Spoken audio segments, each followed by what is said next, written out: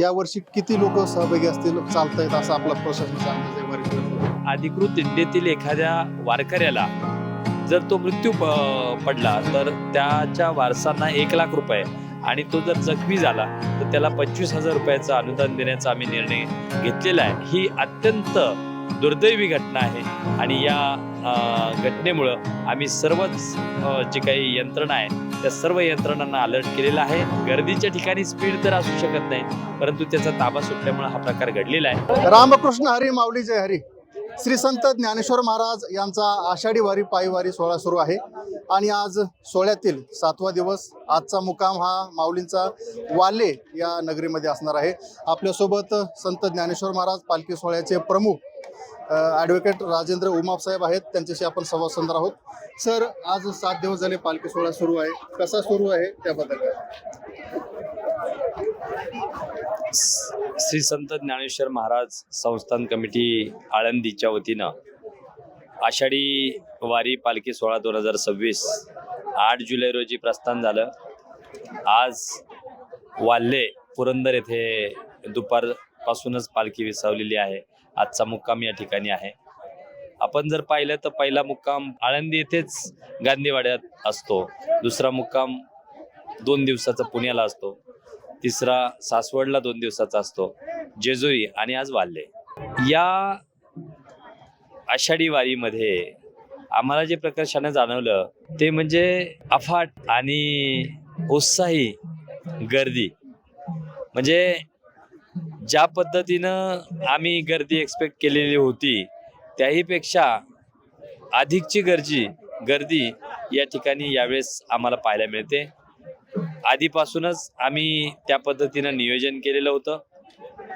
आम्हाला असं वाटतंय की एकंदर ट्रॅफिकच्या विषयी आम्हाला अडचणी येत आहेत, कारण रस्त्याच्या काही ठिकाणी कामं चालू आहेत, तर काही ठिकाणी बाकीचे थोडेसे इश्यूज आहेत, परंतु इतर कुठलीही अडचण त्या ठिकाणी सोहळ्यामध्ये आलेली नाही. निश्चितपणे काल एक सोहळ्याच्या दरम्यान म्हणजे सोहळ्याच्या पुढे ते माऊली चालत होते, परंतु दुर्दैवी घटना घडली आणि त्या घटनेमध्ये 3 माऊलींना त्या ठिकाणी त्यांचे प्राण गमवावे लागले. निश्चितपणे माऊलींचा हा सोहळा जगामध्ये शिस्तीचा सोहळा आणि जगामध्ये एवढा मोठा सोहळा तुम्हाला कुठेच पाहायला मिळणार नाही असा हा माऊलींचा सोहळा. कालच्या त्या दुर्दैवी अपघातामुळे थोडंसं आम्ही सर्व चिंतावलेलो आहेत. आम्ही कालच समाज आरतीमध्ये सर्व वारकऱ्यांना पुन्हा एकदा सूचना दिलेल्या आहेत की आपण ज्या ठिकाणी आपली दिंडी आहे त्या दिंडीच्या ठिकाणीच चालावं.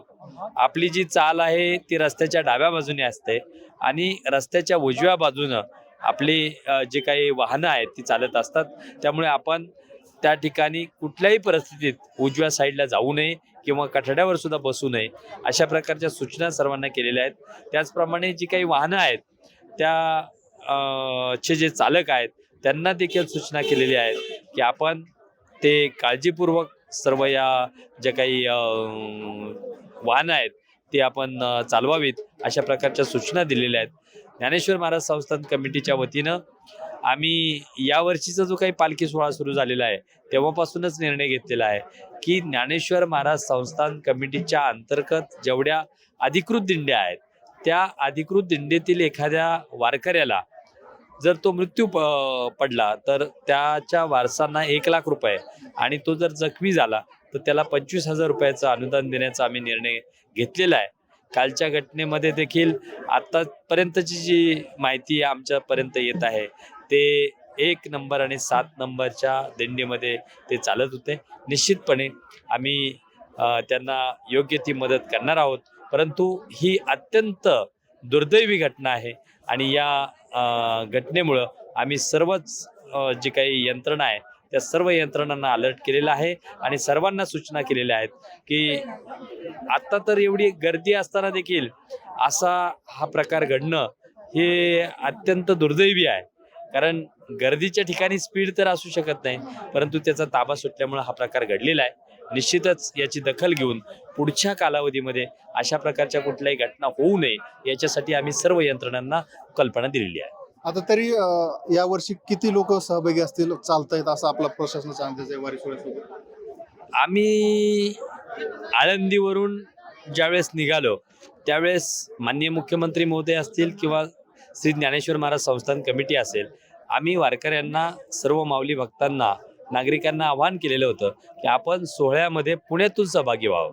त्यामुळे सुरुवातीच्या कालावधीमध्ये आळंदीहून आम्हाला जवळजवळ याच्या माध्यमातून 2.5 लाख लोकांनी या प्रस्थान सोहळ्यामध्ये सहभाग नोंदवलेला दिसून आला. त्याचप्रमाणे पुण्याच्या ठिकाणी जवळजवळ 7 लाखाहून अधिक लोक सासवडपर्यंत येत असल्याचं याच्या रिपोर्टवरून आम्हाला माहिती मिळालेली आहे.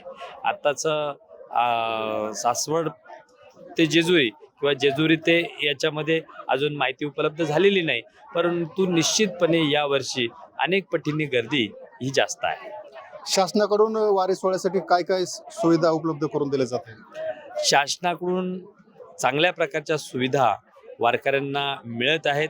निश्चितपणे त्यांनी जर्मन हँगरची जी काही व्यवस्था केलेली आहे त्यामुळे, आणि त्या ठिकाणी इतर काही व्यवस्था आहेत, मसाजची असेल, हिरकणी कक्षाची असेल, किंवा आपल्याला पाण्याची व्यवस्था असेल, लाईटची व्यवस्था असेल, राहण्यासाठीची व्यवस्था असेल, ती चांगल्या प्रकारे करण्याचा शासनाने प्रयत्न केलेला आहे. निश्चितपणे महाराष्ट्र सरकार त्या ज्या काही त्यांनी सुविधा उपलब्ध करून दिलेल्या आहेत त्यासाठी अभिनंदनास पात्र आहेत. आमचे सर्व वारकरी जे आहेत ते अत्यंत खुश आहेत, कारण चांगल्या सोयी सुविधा शासनानं पुरवलेल्या आहेत. धन्यवाद. अशा प्रकारे आपण पाहतोय की आज माऊलींच्या पालखी सोहळ्यातील 7वा दिवस आहे. आज पालखी सोहळा हा वाल्हे येथे मुक्कामी आहे. आताच यांनी सांगितल्याप्रमाणे की माऊलींच्या पालखी सोहळ्यात एकूण साधारण जवळपास 5 लाखाच्या वर भाविक हे चालत असल्याचं आपल्याला या ठिकाणी पाहायला मिळत आहे. पालखी सोहळ्यातील संपूर्ण अपडेट्स आपण जाणून घेणार आहोत. सौरभ मानेसह ज्ञानेश्वर फड, डिजिटल प्रभात, वाल्हे.